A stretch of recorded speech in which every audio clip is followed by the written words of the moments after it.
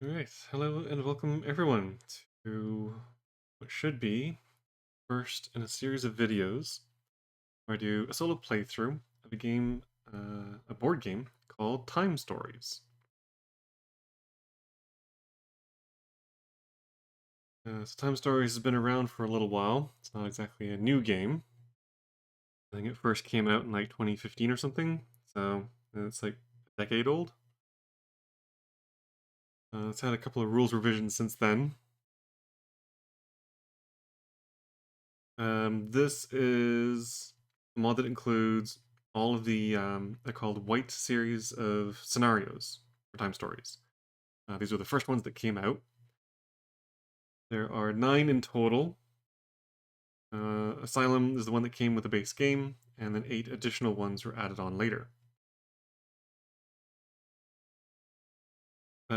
There has since been a reboot of the game, kind of, or second season, I think they call it, which is Time Stories Revelation, something like that. But it's the blue series of games. Unfortunately, they don't have tabletop simulator mods for them, so probably won't be getting into those. I think they have one for the demo. I might give it a try. Um, but even if I make it through all these scenarios and I still want more, there are a whole bunch of fan-made scenarios for this game. It might be worth checking out a couple of those, seeing if any of them are any good. I have no idea if they are still producing scenarios for these games. I mean, I know the white cycle is done, but the blue cycle has 4 scenarios, including the one that's the demo. I think those were made a couple of years ago, and I don't know if they have plans to make more, which is a shame because this is a pretty neat game. And it did well enough to get a whole bunch of expansions and a whole second version. But anyway, I figured I would just enjoy playing through them and wanted to make a couple of videos on it. This is going to be a solo playthrough, of course, but I will be using 4 characters.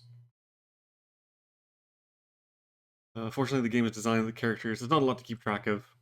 Mainly, it's just determining how many actions you get each turn.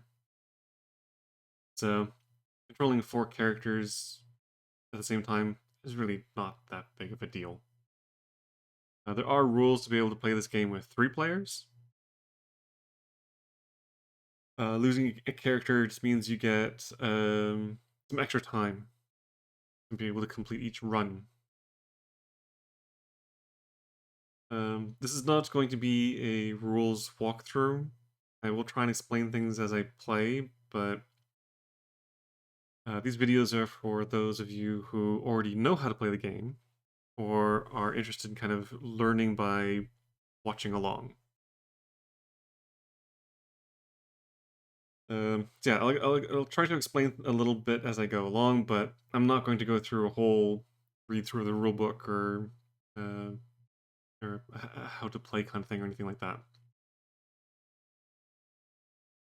So anyway, for those who don't know, the whole idea behind Time Stories is that you play as a group of characters that are time police, time agents kind of people. The whole thing is set in, well, you start out set in the far future where time travel is possible. But each scenario takes place in a different time period. Some of them in the past, some of them in the future. The future of the future where the time travel happens. I don't know. Timey-wimey stuff. Confusing. Anyway, unfortunately, physical time travel is not possible. So instead, the agents' minds are sent back and they occupy the bodies of people in the time and place that's being investigated. So the characters, their abilities, the stats, the setting, the things that you're supposed to do, they're all different from one scenario to the next. There is the basic game, which forms the core set of rules, but all the rest of it is determined by the scenario itself. It creates quite a bit of variation from one scenario to the next, and quite a bit of replayability, because it's not going to be exactly the same game every time you play it. So the scenarios can be done in any order, but I'll be doing them in what I believe is the order of release. So I'm going to start with Asylum, which is the scenario that came with the game itself. And then I'll be going through these one by one by one. I'll do the final one.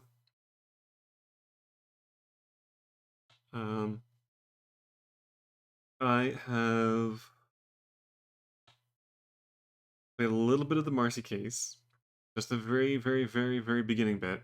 I did not get very far at all, and I haven't played any of the rest of these. I have no idea what any of these are like, or which ones are good, which ones are bad. I figure I'll play through them anyway, even if they happen to be really horrible.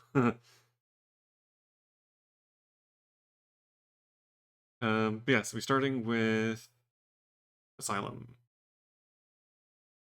I think it's meant to be kind of more tutorially, but I don't think it's much shorter.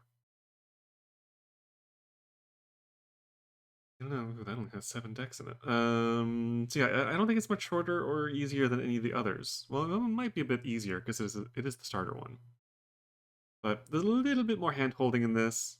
But it's not like a demo scenario. It is a fully fledged scenario in and of itself. Asylum, I have played a couple of times before, straight through from beginning to end. I've seen most of what is available in here, but the last time I played it was a few years ago now. There's some bits and pieces that I do remember, but not a whole lot. So I'll be using this as a bit of a refresher to get used to the game again and how everything works. So anyway, each scenario starts out with a basic setup. Unfortunately, with Tabletop Simulator, all this stuff is already kind of laid out for you. So all you really need to do is dive into the scenario itself. As you can see, there are no characters or anything yet. That is all dealt with in the first little bit of the actual scenario itself. So, for the purpose of this, I can get rid of these, since I'm not going to be using any of them. Oop. And that clears up a bit of space. But otherwise, each of these little packets includes all of the decks that you need in order to play the game. You do not want to shuffle, so you just want to search. All of the decks are protected. You will see the names of the different locations, but that's fine. I guess you could technically pull them out one by one, but again, whatever. A lot of the secret ones are simply called location blah blah. So it's not like it's giving anything away. So, start off with, we have the base. The base comes down here, ready to be laid out. Then there is the items. Go here. So this, again, do not shuffle, do not touch, don't even look at this until you are asked to do so. Each of these cards is numbered, and you're supposed to look for the correct numbers. I'll leave that one for a bit. So these are the mission successful fail. These are just kind of the end of scenario cards. You read through them to figure out how well you did.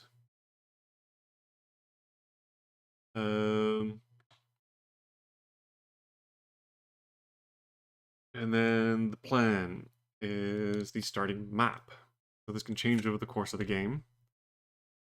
At the moment, we just get 4 pieces that show the layout of the asylum. Now these will also indicate rooms to be explored. So each of these that have a name those are the ones that you can actually go to, and they have their decks of cards and you can do stuff. So there's some locations we know about right off the bat. Others will have to be found through the course of the game. Next thing is icon reference sheet. So again, this is going to be different for each scenario because characters are going to have different stats, tokens are going to mean different things, and there's going to be miscellaneous rules. So the Asylum keeps things fairly simple. Characters are going to have 3 different stats: deftness or agility, which is like how well you can maneuver around things; glibness, which is your ability to communicate; combat strength, which is how hard you can punch things. Tokens are going to be brown for bullets and blue for cocaine doses. And the miscellaneous rule is a lock icon. Agents cannot leave a lock card without having beaten its test first. Again, this is going to be different for the Asylum. This is reasonably simple, and stuff will get added in later. Like the other tokens and things could still come into play, even though they're not listed at the start of the game. And then the receptacles. The receptacles are the people will be jumping into in order to actually investigate the thing we're meant to be investigating. And with that, everything is set up. Oh, sorry, these cards, the base cards then need to be laid out.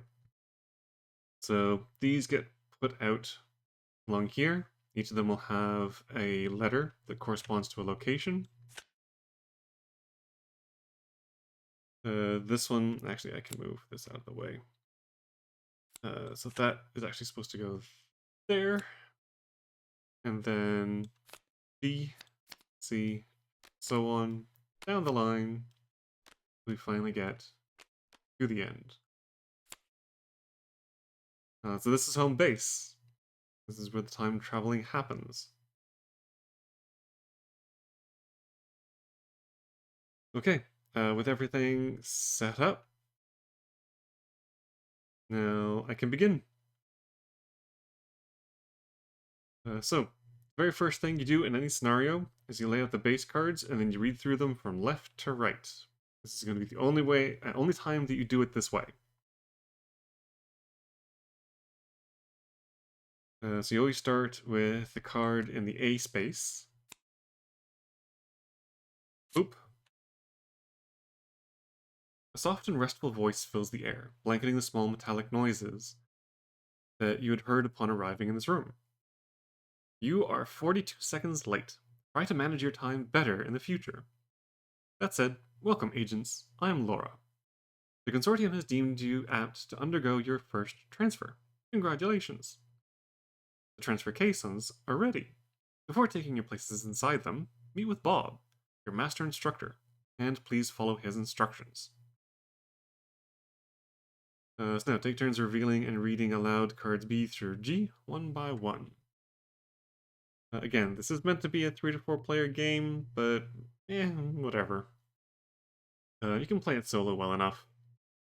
There are some things that you kind of miss out on doing it single player, but whatever.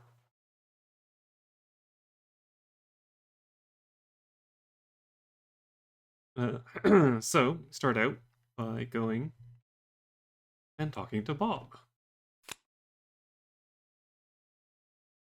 Your small group moves into the room, with 2 emotions crashing together with every step.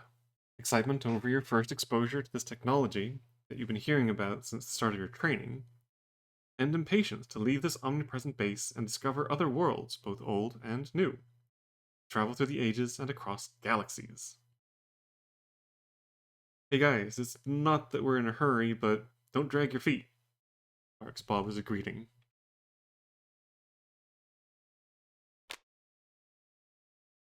Your mission, normally reserved for yellow-ranked agents, comes from the consortium, and your performance will serve as an end-of-cycle examination. Your grade here will therefore have an impact on the rest of your career. Your mission is to prevent the creation of a temporal fault. One tip: keep the number of runs to a minimum, as each new transfer costs a bundle and will diminish your success. When all of these nutters stop playing with time, It'll be a vacation for us. Come on, let's go. Into your caisson so that Laura can take care of the rest. I, on the other hand, have other fish to fry. So the whole idea behind this game is that you're not meant to play it all through all in one go. When you're sent off on a run, you get a limited amount of time, which is represented by time units, in order to complete the scenario.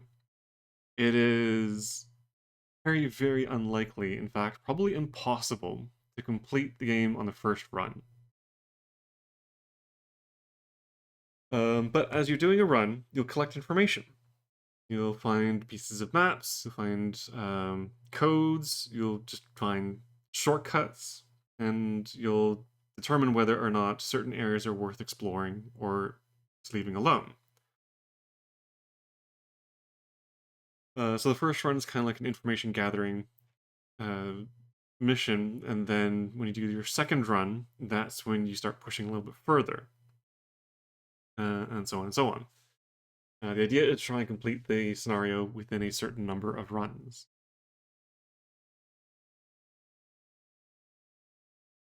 I tend to have problems with these kinds of games because I'm a completionist. I will tend to look at certain areas and investigate certain cards just because of curiosity. I have to know what is under there, even if it ends up being nothing. So I tend to be probably a little bit more thorough going through these than I necessarily need to be. Again, I have played through this before. I am familiar with a couple of the things that are in here, but not everything. My memory might jog when I actually take a look. But I'm going to try and play it as if I don't know any of the cards or anything that's in here. So I'll probably end up taking more time than I need to just to investigate the dead ends and non-cards. But anyway, into the caissons. As you approach the caissons, Laura's voice becomes muted. Agents, seat yourself in your caissons. Once you exit, you will have to use the timeline to manage your time in your transfer zone. Ideally, you make this trip only once, but if you run out of time, you'll return here to undergo a new transfer to the same place at the same instant. This is the very principle of the time log transfer. So yeah, again, you get multiple attempts, and you kind of make more progress on each future attempt. It's kind of like a roguelite, but not really, because there's no real like upgrading or improvement between runs. You just know more about the scenario going in the second time. Anyway, your caissons light up as you enter them, then emit a multitude of high-pitched sounds. Laura's voice manages to be heard above it all nonetheless. You'll be transferred to 1921, in what the inhabitants at the time call a psychiatric asylum. We have little reliable information as to what is taking place there, but we can confirm the possible creation of a temporal fault. Your mission is to prevent its creation. On this mission, your receptacles will have the following statistics. Again, deftness, agility, glibness, and strength combat. As might be expected, not all receptacles are equal when faced with adversity, and those you'll inhabit at the Beauregard Asylum are in slightly bad shape, which is why they've been placed there. You will thus have to deal as best as you can with their issues.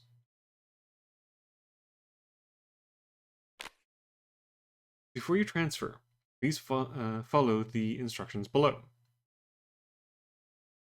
I will say that the game is made by a French company, I think. Yeah, it's a company in France.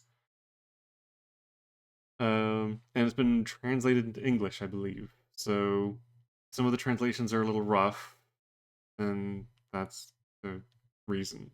English was not its first language. But I think, for the most part, at least when I vaguely remember, the translations and the text are pretty good. Not like some games that use Google Translate for its translations. Yeesh. Anyway, okay, so final preparations. Place the item cards face down in their space, already done. Place the 4 plan cards face up on their dedicated spaces, already done. The group,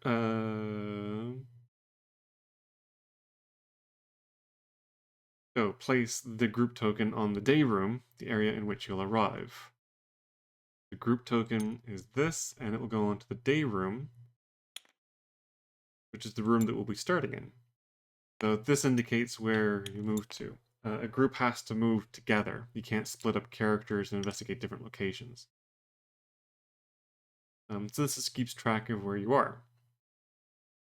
It doesn't keep track of where you've been. So you kind of have to remember. And actually, one of the things I usually do is keep a thing handy to put notes on.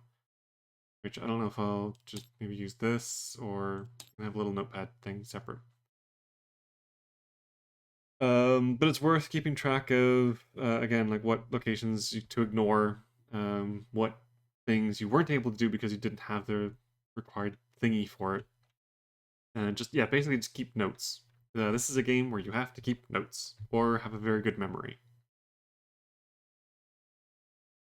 Place the time token on 25 time units, or 30 if you only have 3 agents.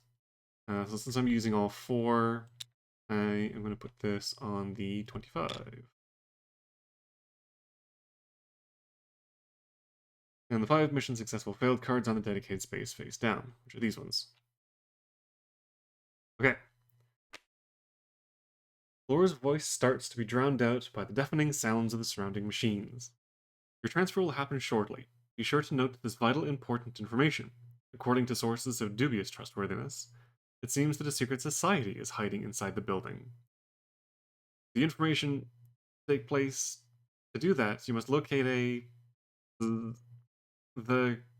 GURPS, and on location you should be able to find help. But there's your receptacles. Whereas it isn't. So that was tremendously helpful. Transfer. Use a receptacle. Then place their life points on the card. Keep the icon reference card close at hand. Determine who will be time captain. That doesn't matter since there's only one person playing. This person closes the base, places these cards next to the board, and opens the following area, the day room. Placing the cards face down, the time captain then reads card A out loud, and this is how the adventure begins.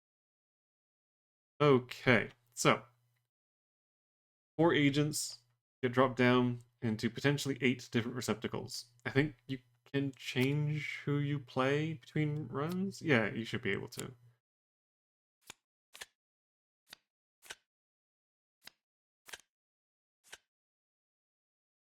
Uh,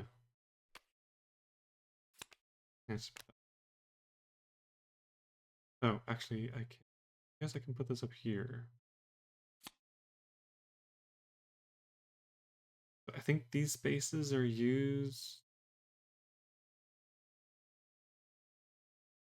Yeah, whatever. I think these spaces are used as placeholders for like rules and extra bits, but I could be wrong. Okay, collection of interesting individuals, and I need to pick 4 to play. So each character comes with an issue. For example, Edith Jolly Boy? Edith Jolly Boy. Okay. Edith is a cannibal. Mademoiselle Doom is bitter. Eugene Basquet, paralyzing delusions. Ferdinand Muner, whatever, shell shock. Bastille Lefun, cocaine addict. Madeline the Tullier, anxiety attacks. Marie Bertolet, whatever. Erotomania. And Felix Bonenfant, paranoia. So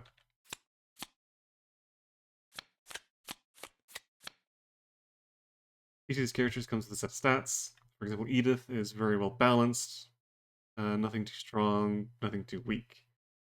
Whereas other characters tend to focus on certain areas. For example, Mademoiselle, not a very good talker. She's a tough old bird, can't take that much punishment. And yeah, each character comes with a little special rule.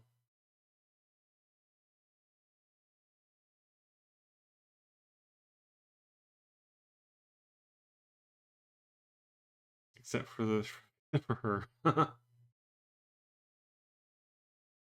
Insufferable and seemingly eternal. Miss Doom has no mental illness, but the asylum seems to be the only place where her bitter and tyrannical demeanor is accepted. Miss Doom doesn't know how to do anything but annoy people, and she does so with an uncommon talent. So yeah, she's basically just really tough. The cannibal can eat people to regain health.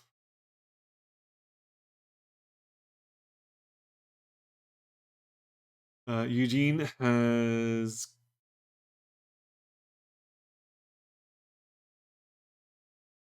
right. Eugene needs to be. You need to keep an eye on him.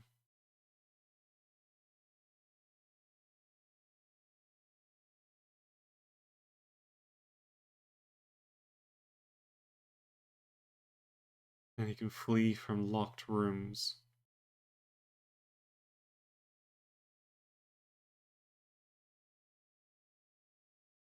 Oh, I thought. Wait, he's the. Oh no, paralyzing delusions. Right. Oh, it's this guy. Right. Yeah. Okay. Yeah. So he needs to be. You need to keep an eye on him. Otherwise, he wastes time. Um, Ferdinand.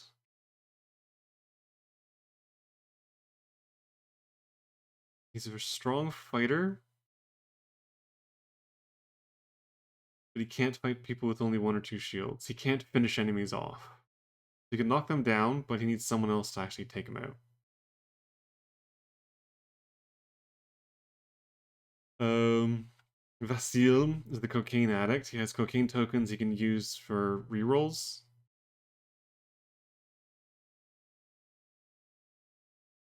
Oh, for additional dice. But when he doesn't have any cocaine on him, he loses 1 health permanently. He can also use cocaine to heal. He's pretty good. He has a lot of health, but, well, as long as he has cocaine tokens, but unfortunately not very good skills. He's only 2 to 1.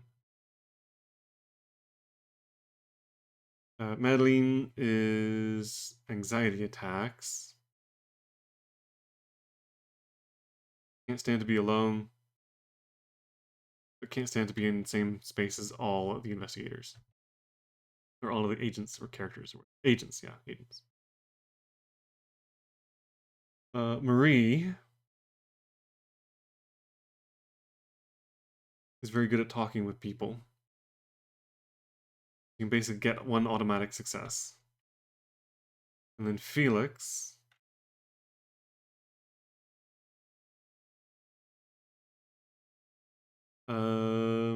suffers from taking, yeah, whenever he rolls a blank,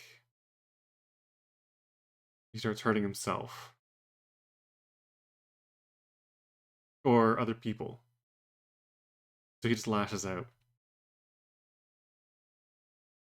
Okay, so I need to pick 4 characters. Um,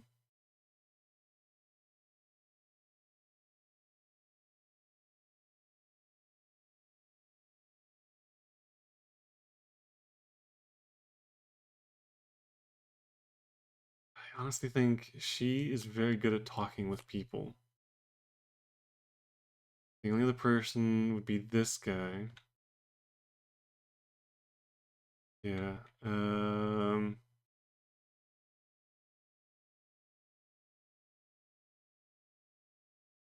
He has to stick with people, which is not great. He can escape from locked cards. Yeah, his abilities are not the greatest. So yeah, they're gonna go for her. As far as agility goes, the green number, that too.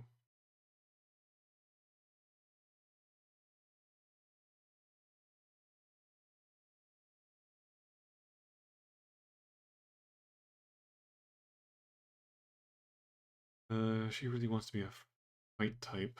I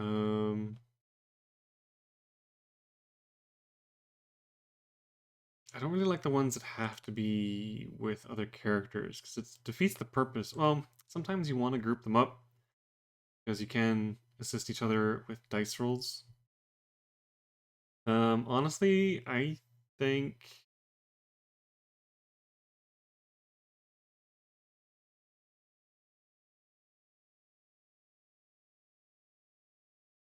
go with Vasile, the green. I guess I could go for two. Well, okay, who am I gonna go for the red? Uh, Felix, Ferdinand, and Edith are the fighty types.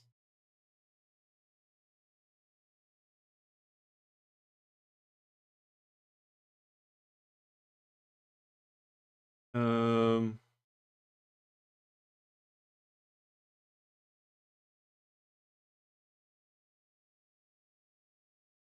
I think I'm gonna go with.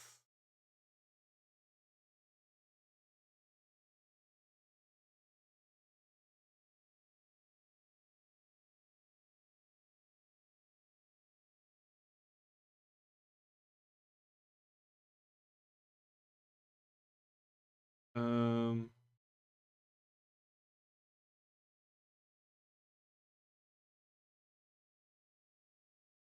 he also has a resistance. He can't finish off weakened enemies. I need someone to back him up if that becomes an issue.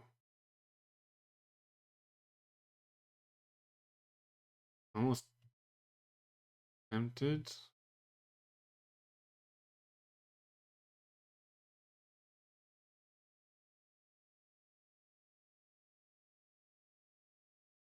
Almost tempted to go with these two.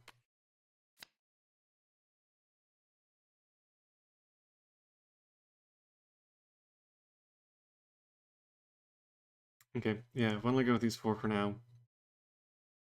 I can try out some of the others if / when I do a second run.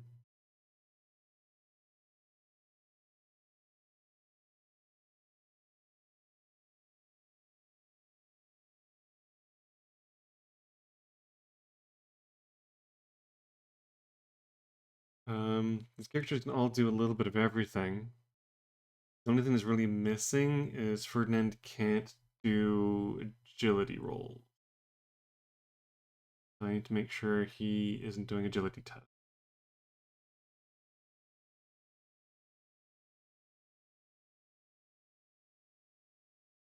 Okay, let's go with this.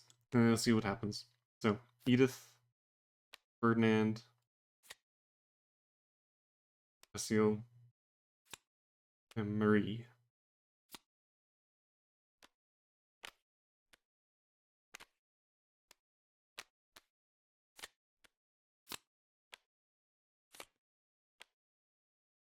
We'll leave those ones for now.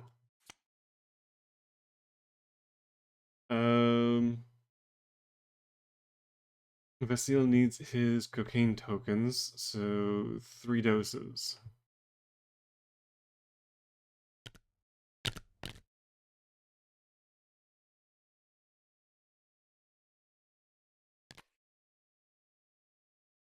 Was that 3? Wait, that was only 1.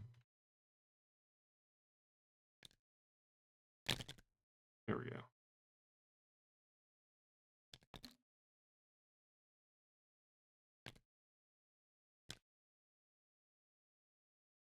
Okay, so I need to make sure he doesn't run out.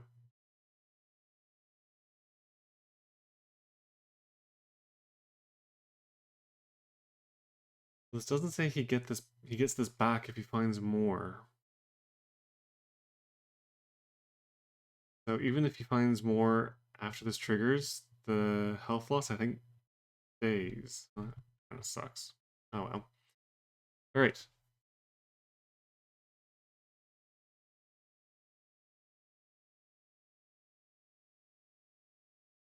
Okay, yeah, so let's go with this and see what happens. So these cards all get put away.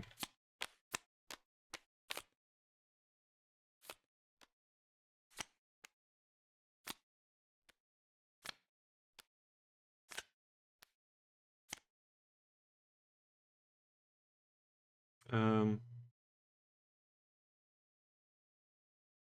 guess I can just put them back into here.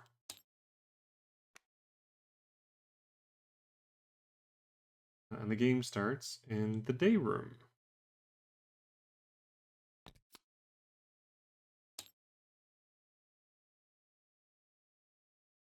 Unfortunately, they will lose the name when they get dealt out, but that's fine. They say what they are right there, so you can still tell which deck goes with which room. But anyway, A. And the room itself starts on B. It goes all the way over to F.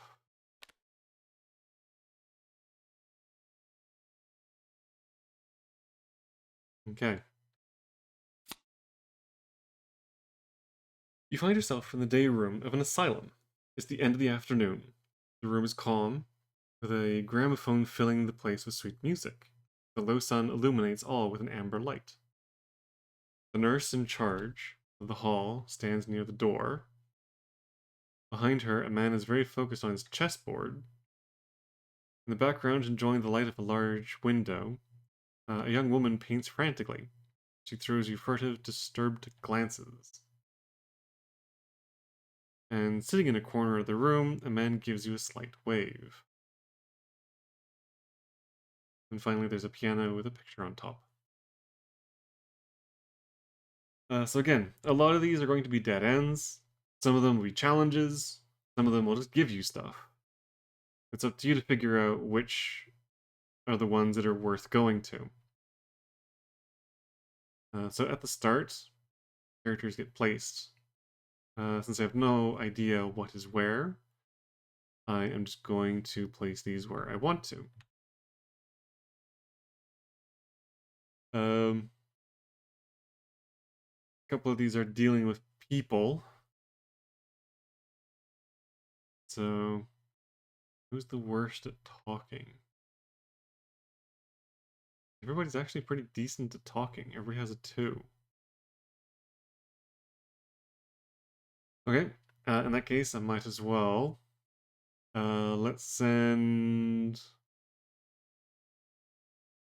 the cannibal to talk to the nurse. Ferdinand can talk to the guy playing chess. Let's send Vasile to talk to the painter. And then finally Marie can talk to... Want someone to take a look at the piano?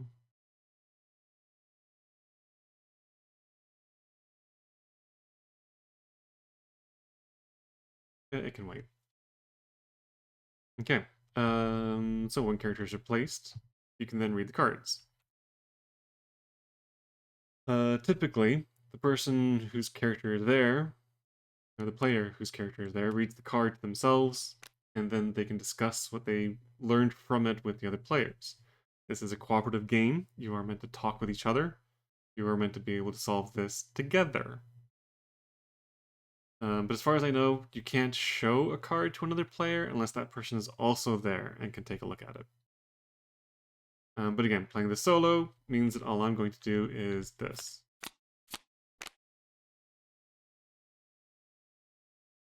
So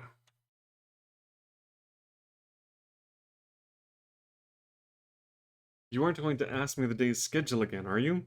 It's the same every day. For the moment, you can take advantage of the day room and of the promenade.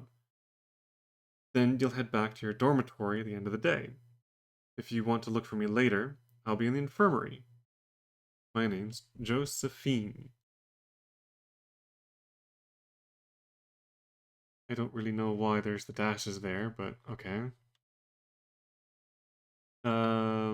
So the day room and the promenade. To these 2 rooms here. Then you'll head back to your dormitory at the end of the day. So down here. If you want to look for me later, I'll be in the infirmary. So over here. The day room, promenade, dormitory, infirmary. Didn't say anything about the kitchen. Okay.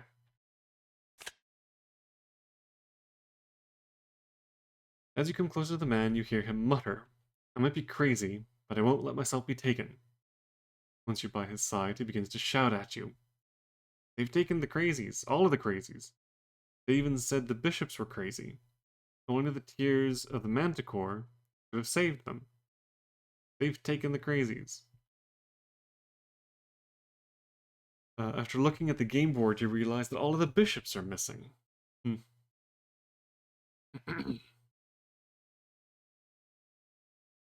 So only the tears of the manticore could have saved them.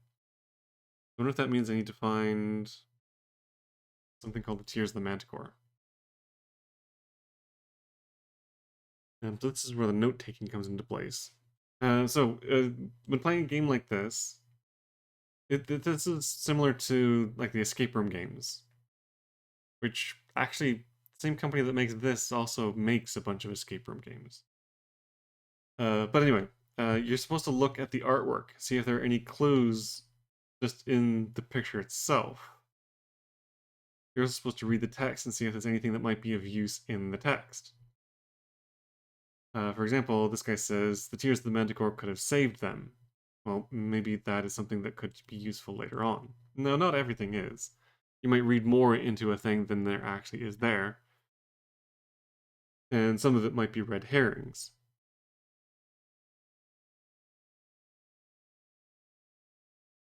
But as it is, tears of the manticore. Which there happens to be one right here. So you can see there's a bunch of stuff written all around. Most of this is pretty blurry, so I'm assuming it's not really going to matter. This says southeast then clockwise, and there's a star. That probably means start in the southeast point, and then go clockwise around. So again, I will make a note of that. That probably has something to do with the tears of the manticore. Southeast, and clockwise. And there's also 4 pluses and a dash.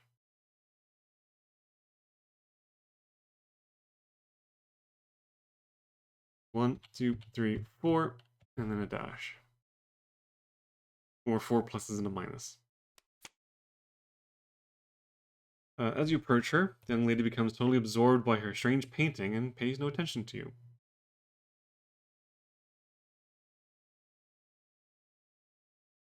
So the idea behind this is that when you complete a run and you go back and you start over again, the day starts over. You kind of replay the same thing over again, which means that the characters that you've talked to won't remember items that you might have picked up, won't come back with you. So they'll end up being back in the place that you first got them from, which is why it's important to remember where you got them from so you can get them again. But your minds are your minds, and your minds go back to your original bodies. Information that you pick up stays with you. Which is why things like you can keep notes of bits of information, because you can then take those back into the run on the next go. So this game does a really good job of splitting things between stuff that you can take with your character from one run to the next, stuff that, again, makes it easier to replay, and stuff that has to go back and that you have to collect again. These cards, for example, I don't have to revisit. Now that I have this information, I can retain it, and I'll keep it for the next run. Which means that for the next run, I can ignore these. And I can even ignore her card because it didn't really provide anything. Okay, now this guy. Do you know what I know? Sorry, do you know what I know you know? I am the one who knows. I'm not crazy. They're the crazy ones. It's a conspiracy, and I know everything. And I know you're going to save us. Here, I managed to steal this from them. Take item 24. So you can search.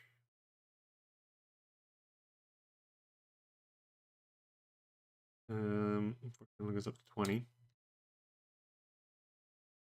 So again, this shows the backs of the cards, so it won't spoil anything. But he's giving card 24. And this is going to go to orange. So this goes to Marie. So items are placed on a specific character, the one that was there to investigate. You can share cards, I think. I think you can swap items with other players. Yeah, you can swap them with players that are on your space, I think.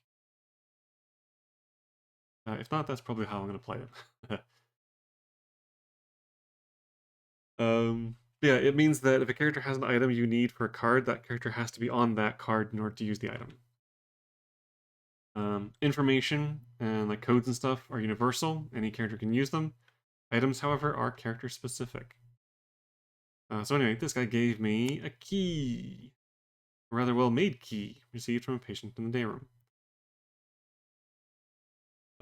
So if it is a thing that I can keep, it'll have a little symbol on it.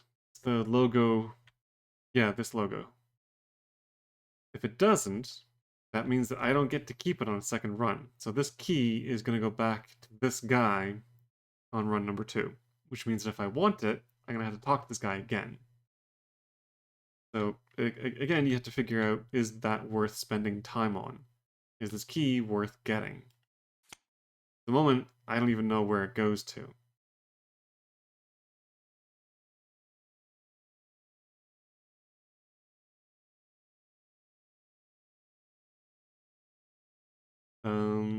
So that is the end of that. Once all the cards have been done,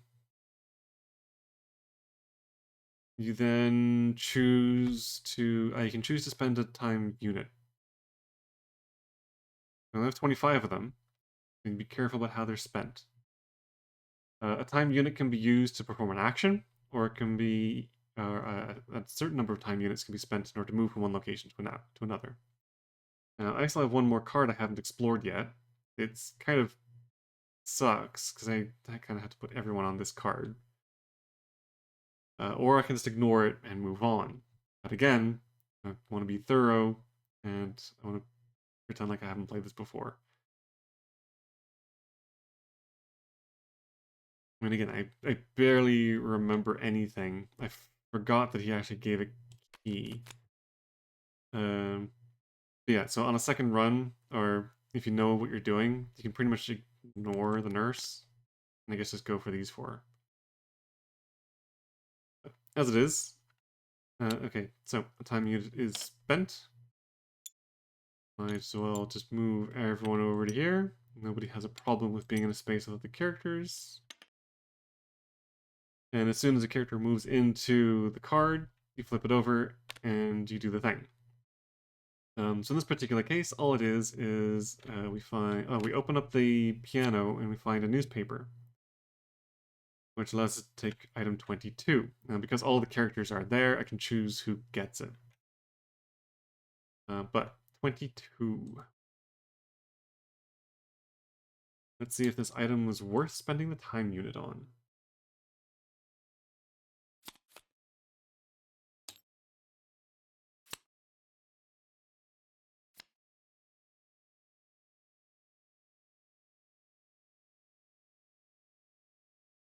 Let's see some. The Humber Trial. Superior Court of the CN District. First audience. The opening of a sensational case. Composition of the audience room. The entrance of the accused makes a splash. First interrogations. Miss Humber claims the existence of her inheritance. She'll speak, she says, when it's time. Frederick Humbert denies his participation in the affair. He energetically defends his father's memory. Audience seemed to rather be entertained. The hearing is delayed until Monday. The crazies from Beauregard. It's now been over a week since 5 lunatics, inmates of the Beauregard Asylum, have been declared missing. According to police, the investigations are ongoing, and the theory of an escape is probable. Okay, so this is just some random bit of newspaper. There's nothing really of any particular use here. It's interesting that 5 inmates have gone missing. Maybe we'll encounter them later. Again, nothing particularly useful. So it doesn't really matter which character gets this.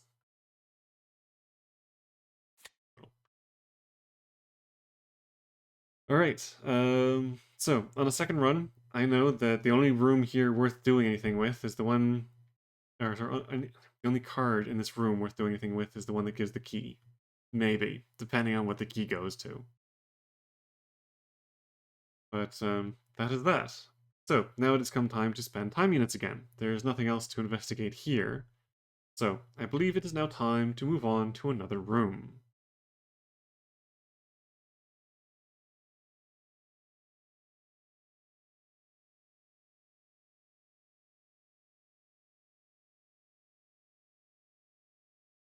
Um,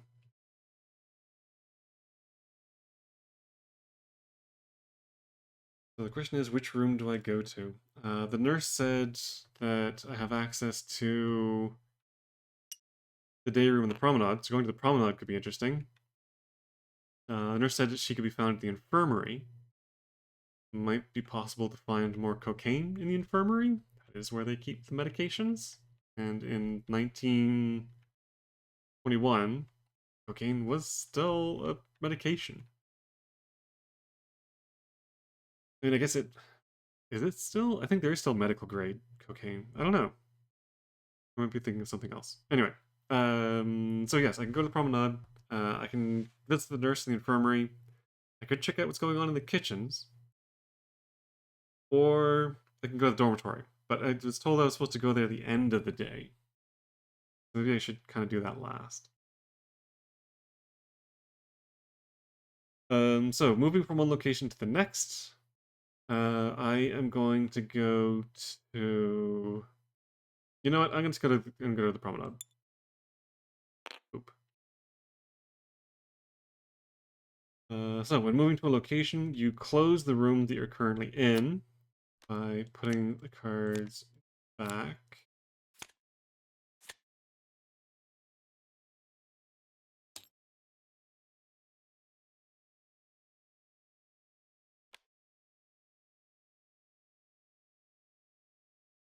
The promenade is where I'm going to. Like a big one. All the way up to G. And then, these get taken off. And then you roll to see how much time it takes to actually get to the new room. So it is going to be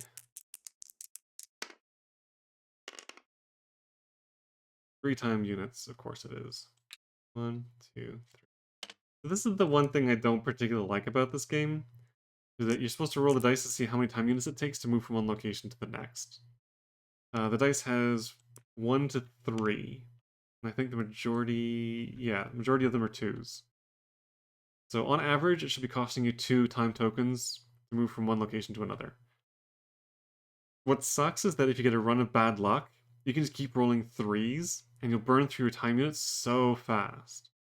Or you can get really super lucky and you keep rolling 1s. Now, there's only a 1 in 6 chance of getting either of them. So it's not like it's very good odds of getting the same number over and over again, but honestly, I would just kind of, it takes up time and it's kind of pointless. I kind of wish that it was just like 2 time units to move from one location to the next. Because on average, that's what it's going to be, that's what it should be anyway. It's like for every 3 you roll, you're going to roll a 1. And the majority are going to be 2s. So just make it 2. Like, I don't understand why. I mean, I think this is used for other things. I think there are certain cards that will force you to roll the dice to eat through time, but still, that I don't like that. Um, so yes, it goes into the dormitory. So the promenade. So the promenade cards are laid out again, starting with the A, and then putting these out.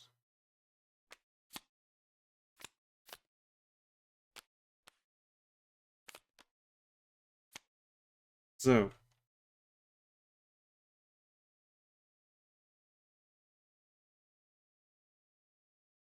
not many locations you can actually go to.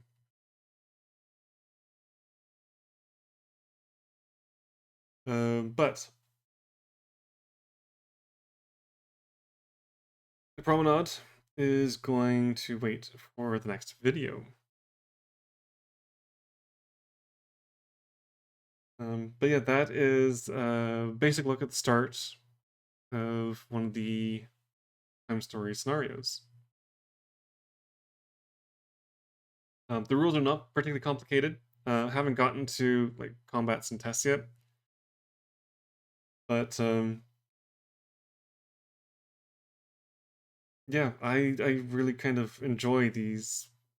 It's almost like a card game version of a point and click adventure game, which I quite like. There are some bits that get a little frustrating to deal with, but on the whole, I think this is a really good game. And I think there's a reason why it lasted for 12, 13 scenarios, whatever it's up to now, including both the white and blue boxes. But so yeah, I will continue this for the next one.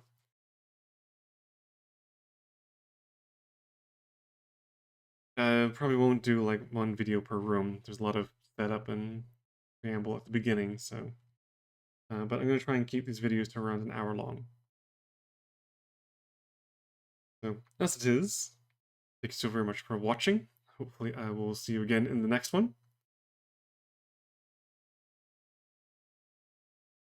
And yeah, see you again next time.